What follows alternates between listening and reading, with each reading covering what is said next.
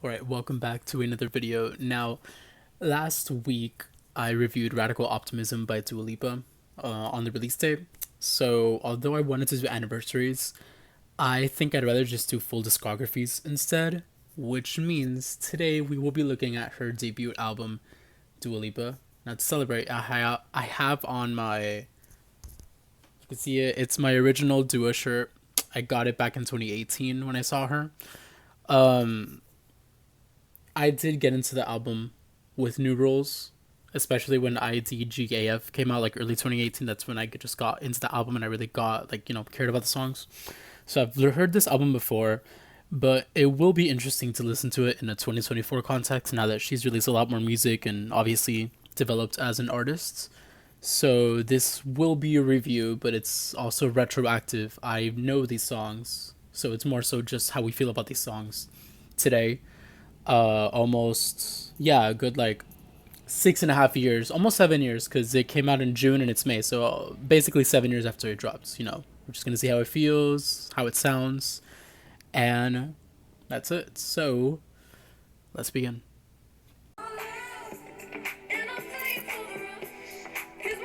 Um, so track number one is called Genesis. I think it's cute how I'm not too educated on the Bible and Christianity, but I know that Genesis is like a biblical term, and she started the album and the song with, "In the beginning, God created heaven and earth.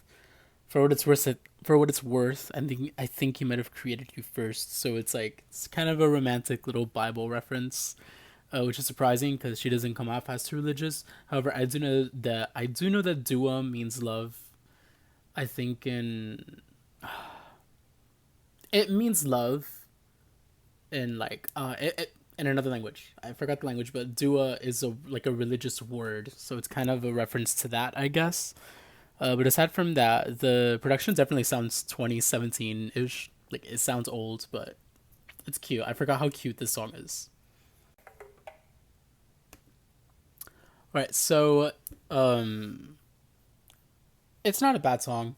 It's just there. It's like I said, it's cute, it's sweet, it's a nice way to introduce it. It's definitely not like the best music that she's ever made, and it's not boring, it's not bad, it's a sweet little pop song. And I think it's a really clever way to start the album. It's sweet, it's cute, it's nice, it's not a lot yet, but it's not boring either. It has a cute little beat in the back, the lyrics are sweet, but aside from sweet and cute, like that's all really Genesis is to me. I do wonder how she feels about the song now. It's been like years, so I'm sure maybe when she first wrote it or made it, she was like freaking out about it. She was making it a big thing. I do wonder how she feels about it now in 2024. It would be cool for her to revisit the debut and see how she feels about it. I love this chorus so much because it's really good at showing you exactly what kind of pop star Dua is, right? Like she's not gonna give you this Ariana Grande style like high note, and it's not gonna be a bunch of metaphors kind of like Taylor Swift. It's gonna be like dramatic. It's gonna feel like a wave, and it's gonna really be raspy.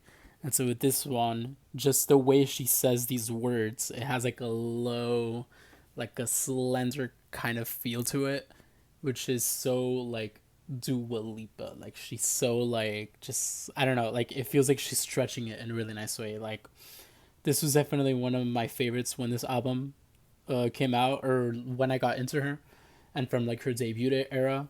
And this is still one of the highlights for me of this album. Like Lost Inner Light is still one of my favorites, and I'm listening again, and this is why. I'm dying to know why Miguel is in this album though. Like maybe she spoke about it in an interview, and I just haven't listened to it. But it feels so random to me. Like what connection do they have? You tell me. Any Dua stands the loves. I think that's what she calls us. Um, why is he here? Like, aside from that, and because I'm saying it in like a harsh way, but he sounds great. I'm not complaining. I'm just like it's just so random to me. He's the only feature on the album, deluxe edition, because we're listening to the deluxe edition, 17 tracks. We are not listening to the complete edition because that has a lot of extra singles, and to me that doesn't really feel like a part of the original vision of the album. So we're just doing these 17 tracks. But yeah, like where did that come from? Like I'm so curious. If you know, let me know in the comments. But yeah, like where did Miguel come from and where did this connection come from? So this was definitely like this is one of her most fun songs. Just everything about it is so fiery and so Dua and so like dramatic. He calls me the devil. Like to open up a song about Genesis and then number three is like he called me the devil. Like that's hilarious. And I'm sure that's like part of her sense of humor. And then I make him want to sin, and like it's going down like some alcohol. It's the darkest side. Like it's so like okay, like now she's like a bad guy. Like she's like seductive and whatever. Um, and it's like she's believable though because she looks like a supermodel for no reason. Like she just looks amazing. But aside from that, like it's such a fun song. It's so like the girls are going out kind of song. Like I'm gonna walk the catwalk kind of song. And it just fits her aesthetic. It just fits her voice. The tropical beat just goes really well, even though it sounds really like dated in 2024. The vocals, the beat, just the aesthetic, the atmosphere, it fits the Dua Lipa image really well, and it makes you feel like you're like, yeah, I'm hot, like walking around kind of vibe. It's a good song. It's a fun song. It's like a crowd pleaser song. It's one of the best songs off this album, and it's honestly one of her best songs in her entire discography. So I do wonder if this was on purpose, but there's such a big contrast between Harder Than Hell and Be the One. It's interesting. Harder Than Hell, like it was her bad bitch song, but then Be the One, it's like um thematically like it's like the Genesis territory where she's like it's like a sweet, cute pop song. Be the One is one of my favorite Dua Lipa songs ever. It's one of hers to have noticed. She made it a big moment in the debut tour. Like I think it was like we're all clapping and the lights were quiet and she was like into it. It was one of the first songs she ever released, like back in early 2015. The music video is so like I don't want to call it low budget, but it was definitely like an artist just beginning. And she looked so young. Like I think she looked like 20, like 19. Like she looked like a younger person. So this is definitely one of her favorite songs, and this is one of my favorite songs. It has such a unique, like euphoric, like it almost sounds like she's begging to be the one, right? Because she's like, I can be the one, and it has like, it's just that pop flavor where it's like the singer's like begging for something and they're like pleading to be with you because they love you, and it just has that like, uh, just that aesthetic to it, and a lot of great pop songs have that sort of melancholic, like I want to be with you, I love you, like atmosphere. And that's why they're so great because even though they're really catchy and fun, they have that little tiny bit of sadness where it's like I'm really sad and I'm really desperate to have this, and that song has this like Be the One has that tiny little sadness and happiness melancholic twist to it. It's just an awesome song. It's one of her best songs off this album. It's my favorite one, aside from New Rules, because that one is a banger. Like that is fire. But this is like number top two, of course, like right there, ever. But yeah, I love Be the One. Like Hotter Than Hell, Be the One. Like back to back, pop smashes. So this one is like it's not as amazing as the previous two for me, but IDGAF. I'm not gonna say it because I don't want to curse, but it's so girl pop. It's so girl pop. Like it's like boy, I don't give up, and it's like it's like a girl power song. Like yeah, that guy is a loser. We broke up. Like it's just it's like that.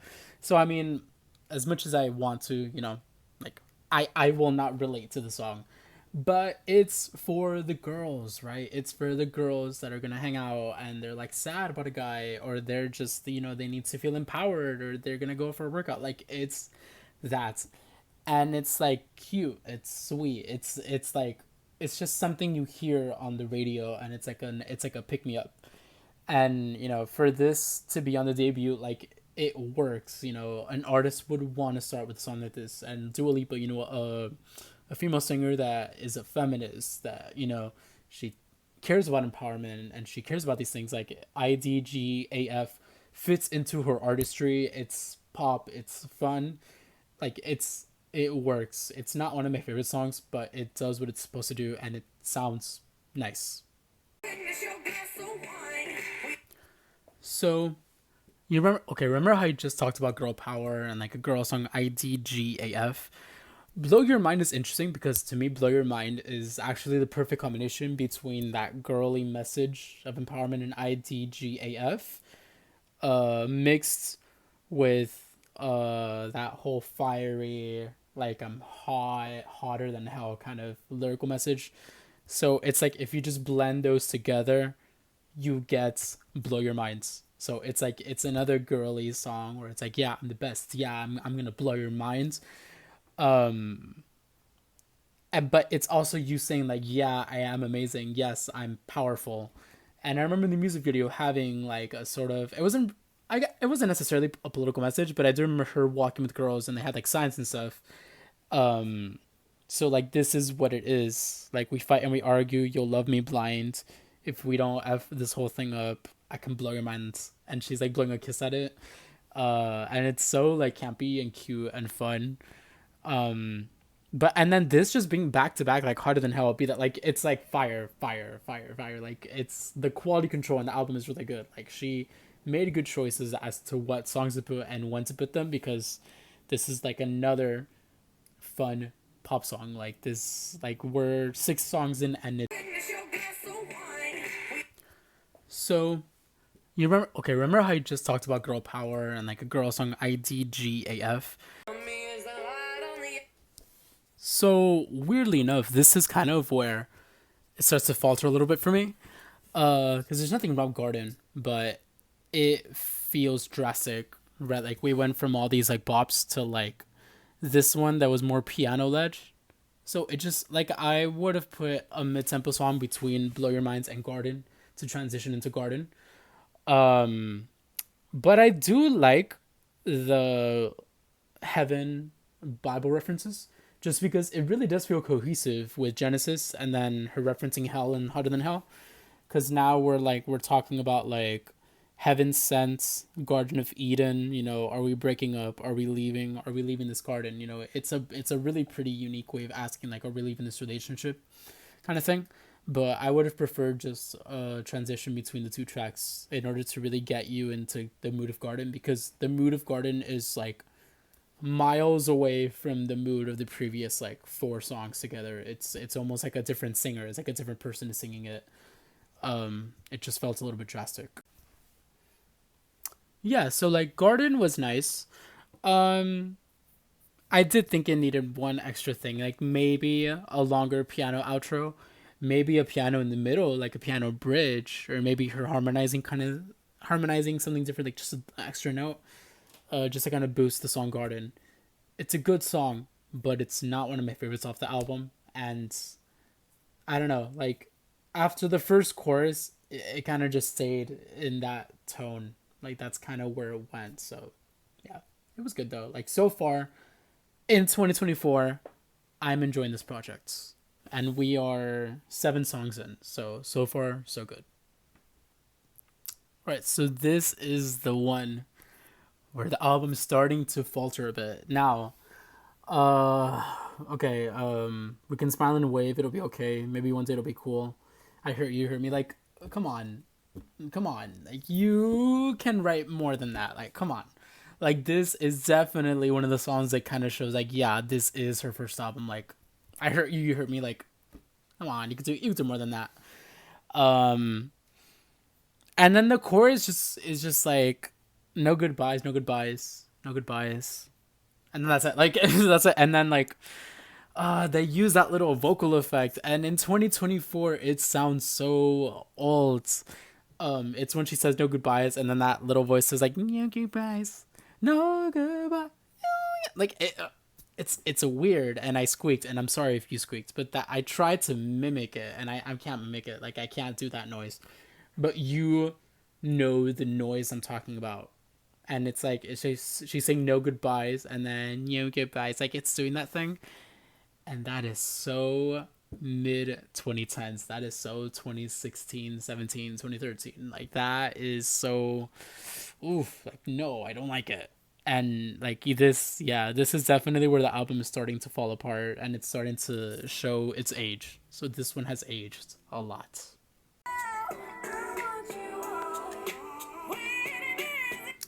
So thinking about you, I'm sorry, apostrophe about.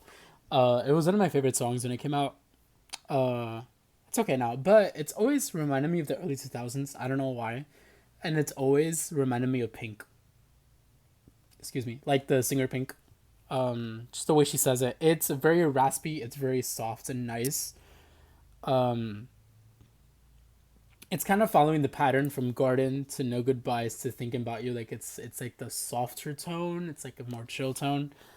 Uh, if I was to describe this song, I would say it's like coffee shop pop. Like it's like you're gonna hear it like at a Starbucks or a Dunkin' or just a random like coffee shop, and it's like playing in the background, and they're like studying or you're just doing something or you're with friends. It sounds like that, and it sounds like it's good. It's relaxing, but that's all it is. It's just relaxing. It's just kind of there, like in a good way, but it's just there. But yeah, thinking about you, very relaxing, very nice. I do think that in this album, it's one of the songs that shows off her vocals in the best way possible, because she's allowed to kind of not allowed, but she allows herself to rasp a little bit to kind of stretch the way she sings some syllables in a more fun way, in a nicer way, in a more delicate way. So I do like that about thinking about you. So yeah, we are here for the slayage. We are here for new rules. The best song of the album, one of the best songs ever. Oh my god! Like I could talk about the song for 10 minutes. Um, it's so strong. It's so catchy. It's so fun, and it's brilliant. It's so good. Like just it has everything that you need in a smash song. Like this I mean, if you've followed Dua Lipa or if you've just followed pop music or the radio, this was like the song that just helped her. This is the one that brought her to the number one in the UK. It brought her over to the States, United States, because before this, like honestly, in this country, people did not know who she was, and they're still learning who she is. Like Levitating, Don't Start Now, like those really boosted her. But this was the first time I ever heard a Dua song on the radio. This is the first time I ever saw her on social media. This was the song. It's like legendary at this point, and it's so brilliant, right? Because she's singing as if she's your friends, encouraging you to choose yourself. And in the late, like 2017, right? So 2011, 2012, 2013, we had feminism kind of go more mainstream, more viral. Like Emma Watson was a feminist at that point. It was a lot. Like a lot of women were starting to say, yes, I'm a feminist. A feminist means this. I know around 2015, 2016, Taylor Swift was like in her 1989 era. So they were like saying like, yeah, she was saying like, yeah, I'm a feminist. I believe in women, equal rights and all that stuff. So this kind of came out at the apex of that, where it was like, this song encourages solidarity. You're choosing your friends instead of choosing that loser boy, or you're choosing yourself instead of choosing that loser boy. Like this song, and magically, it kind of just combines all that into one perfect song.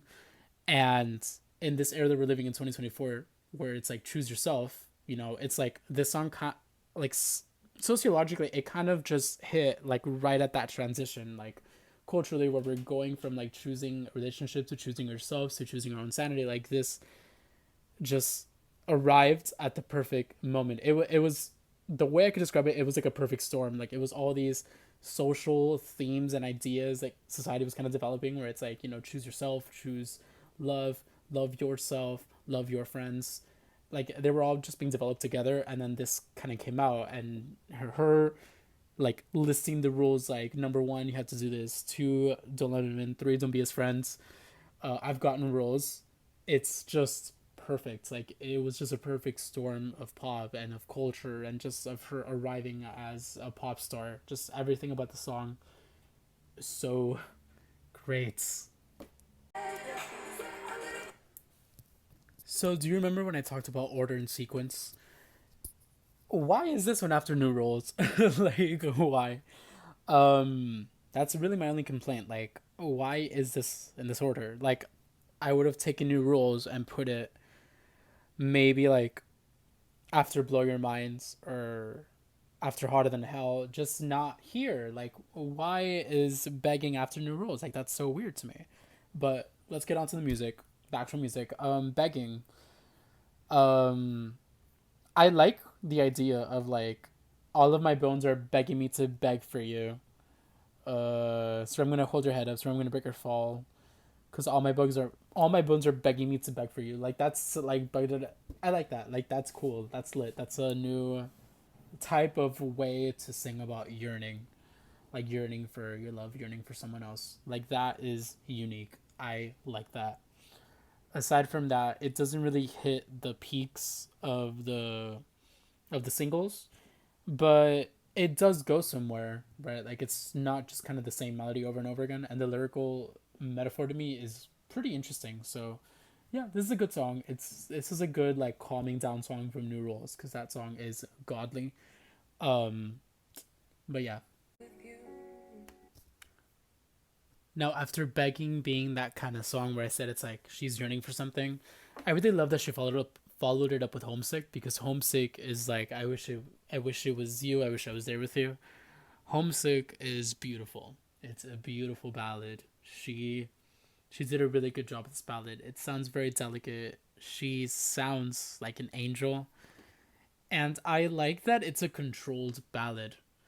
Um, she's not trying to hit notes and like sounding obnoxious while doing it, but she's not being boring about it either. Like it's not just one octave. It feels like she's matching the piano tempo. It's supposed to sound nice. It's supposed to sound like a sweet ballad. Uh, and I just really like how she controlled herself and matched the atmosphere and just created this kind of tempo where it's like sweet and soft and pretty. Like this is definitely one of the prettiest. This is the prettiest song of the album. I'm not saying it's the best one, but it is the most delicate, the most gentle, the most piano led. Just sounds really really nice. I think yeah, Chris Martin did co-write it, which is one of the reasons in my opinion it's so good. It really matched that Coldplay esque, soft, stadium singing along kind of vibe. Homesick definitely matched that energy. And also Chris Martin's vocals in the background, perfect. Like that little male voice in the back while she's singing the words. I guess I don't know if it's supposed to be like a couple singing to each other. I guess that's like the vision, but it was executed really well. It sounded really relaxing, really pretty, really nice. Okay, so like Homesick is like a gorgeous piano ending, and then Dreams is like a bop, and she's like, "Can I get it like that?" Like, like what? Um, I do understand that the standard edition ends on Homesick, and then these are just some extra tracks, so that's why the switch up is there. So I will be forgiving for that, but it is really, it's a form of whiplash to go from like Homesick to Dreams. Aside from that, Dreams is a bop. It's fun. It's not as fun as the others, and the chorus has aged for me, but it's cute. It's okay. It's a bop, and it fits into the rest of the songs in a good way. Like it, this definitely feels like of its time, like, and it all just goes together. This one has a really weird sing-songy chorus. Da na na na na na na na, like room for two. I don't know. It's weird, but same thing as Dreams. Like it's just there. Like it doesn't lyrically it doesn't really interest me.